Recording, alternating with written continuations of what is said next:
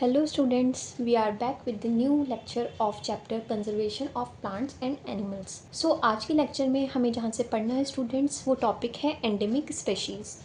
चलिए समझते हैं एंडेमिक स्पेशीज़ क्या होता है। Endemic species are those species of plants and animals which are found exclusively in a particular area. ऐसी स्पेशीज़ प्लांट्स और एनिमल्स की जो सिर्फ़ और सिर्फ उसी जगह पर आपको मिलेंगी।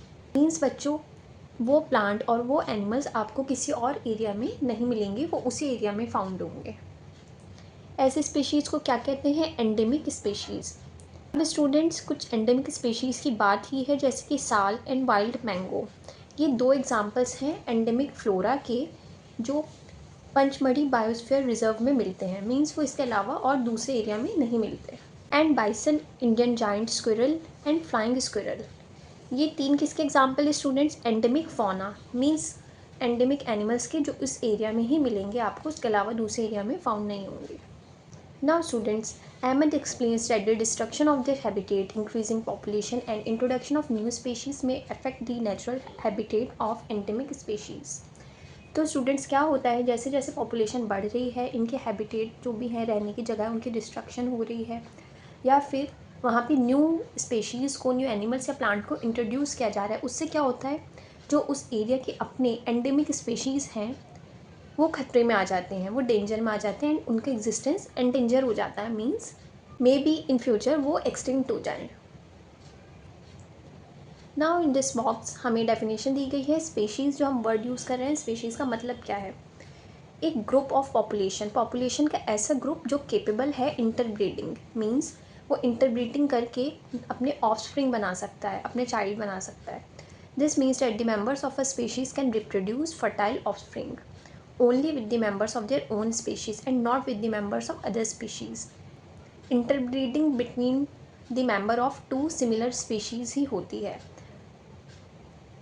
Number of a species have common characteristics. और क्या होगा स्टूडेंट, जो उस स्पेशीज़ के मेंबर होंगे, सारे ग्रुप में जितने भी लोग होंगे, उन सब की कुछ कॉमन कैरेक्टरिस्टिक्स होंगे, मिलती जुलती चीज़ें होंगी। नाउ अब हमारा टॉपिक है wild life sanctuary. Professor Ahmed explains that killing और capturing animals in general is strictly prohibited and punishable by law in all such places. So जितनी भी प्रोटेक्टेड प्लेसेस होती हैं, उन सब में क्या होता है स्टूडेंट्स, एनिमल्स को किल करना, पोचिंग और कैप्चरिंग या फिर उन्हें पकड़ लेना, ये सब प्रोहिबिटेड हैं, और अगर कोई ऐसा करता है तो उसे पनिशमेंट दी जाएगी। सो ऐसी कौन कौन सी जगहें होती हैं, जैसे कि biosphere reserve, wild life centuries, national parks and all. तो हमें वाइल्ड लाइफ सेंचुरी के बारे में पढ़ना है। Wild life sanctuaries like reserve forest provide protection and suitable living condition to wild animals. तो वाइल्ड लाइफ सेंचुरी क्या प्रोवाइड करती है? वाइल्ड एनिमल्स को सूटेबल कंडीशन, ताकि वो वहाँ पर आराम से रह सकें विदाउट एनी ह्यूमन इंटरफेरेंस, और उन्हें कोई भी ह्यूमन परेशान ना करे।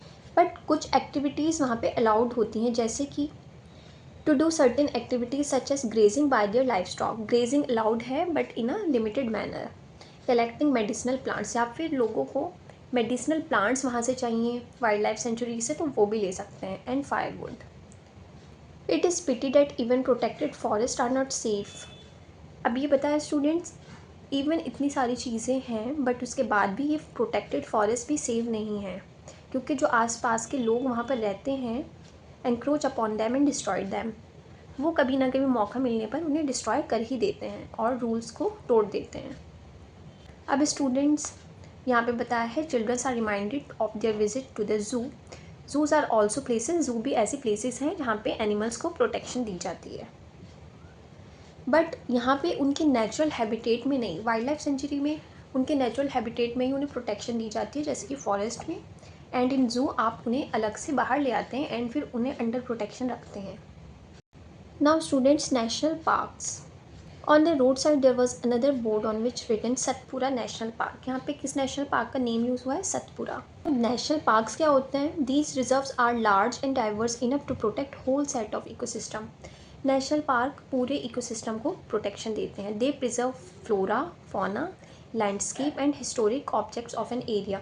उस एरिया में मिलने वाली जितनी भी हिस्टोरिक चीज़ें हैं, वहाँ का जो भी लैंडस्केप है पूरा, वहाँ के fauna, animals and flora, plants, सबको प्रोटेक्शन दी जाती है, स्पेशली एनिमल्स या स्पेशली प्लांट्स को नहीं। So Satpura national park is the first reserve forest of India. तो यहाँ पे क्या मिलता है student? The finest Indian teak is found in this forest. There are more than 100 national parks in India में। अब ये पता है रॉक शेल्टर्स देखने के लिए मिलते हैं सतपुरा नेशनल पार्क में, जो हमें एविडेंस देते हैं प्री हिस्टोरिक ह्यूमन लाइफ। जैसे पुराने ज़माने में जो ह्यूमंस हैं वो रॉक शेल्टर्स में रहा करते थे, केव्स में रहा करते थे, वो सब यहाँ पे हमें देखने के लिए मिलता है। साथ में रॉक पेंटिंग्स भी देखने के लिए मिलती हैं, और इन पेंटिंग्स में क्या बना हुआ होता है? Figures of animals and man's fighting, hunting, dancing and all. Now students move to this para. As children move ahead, जैसे वो लोग आगे जाते हैं, they see a board with Satpura tiger reserve. अब यहाँ पर क्या होगा स्टूडेंट? स्पेसिफिकली टाइगर की प्रोटेक्शन के लिए जगह है। Tiger project was launched by the government to protect tigers in country. The objective of this project was to ensure the survival and maintenance of the tiger population in India. तो students माना जाता है कि काफ़ी killing, capturing, poaching के बाद जो है टाइगर की पॉपुलेशन काफ़ी कम हो गई है, तो गवर्नमेंट काम कर रही है इस पर कि हमें टाइगर को सेव करके रखना है, एंड प्रोजेक्ट टाइगर भी इसलिए ही लॉन्च हुआ है। सो टाइगर जो है स्लोली डिसअपियर होता जा रहा है हमारे फॉरेस्ट से, but the Satpura tiger reserve is unique in the sense. तो यहाँ पे क्या होता है स्टूडेंट्स, क्योंकि टाइगर को प्रोटेक्शन दी जा रही है इसलिए उनकी पॉपुलेशन में सिग्निफिकेंट इंक्रीज़ देखने के लिए मिल रहा है। एक टाइम पर जो एनिमल्स हैं जैसे कि लायंस, एलिफेंट्स, वाइल्ड बफेलोज, बारहसिंगा, ये सब भी सतपुरा नेशनल पार्क में पाए जाते थे। बट स्टूडेंट्स अब उनका नंबर जो है इतना कम हो गया है कि उन्हें एक्सटिंक्शन भी फेस कर सकते हैं वो आगे जाके। तो आज के टाइम पे इन एनिमल्स को क्या कहा जाता है students? Endangered. Now they are known as endangered animals because their number of population is very low. Bhujo is reminded of the dinosaurs which became extinct a long time ago. तो इन्हें देखकर students क्या याद आता है? जैसे कि dinosaurs जो हैं एक टाइम पर रहा करते थे बट अब एक्सटिंक्ट हो गए हैं। इसी तरह से और भी एनिमल्स एक्सटिंक्ट हो जाते हैं जब उनका नंबर बहुत ज़्यादा कम हो जाता है, then they goes in the category of endangered, और अगर जब भी हम उन्हें प्रोटेक्शन नहीं दे पाते हैं तो वो आगे जाके एक्सटिंक्ट हो जाते हैं। In order to protect plants and animals strict rules are impose in all national parks. So student national parks के अंदर काफ़ी ज़्यादा स्ट्रिक्ट रूल होते हैं as compare to wild life sanctuaries. Human activities जैसे कि grazing, poaching, hunting, capturing of animals या फिर collection of firewood and medicinal plants भी अलाउड नहीं है।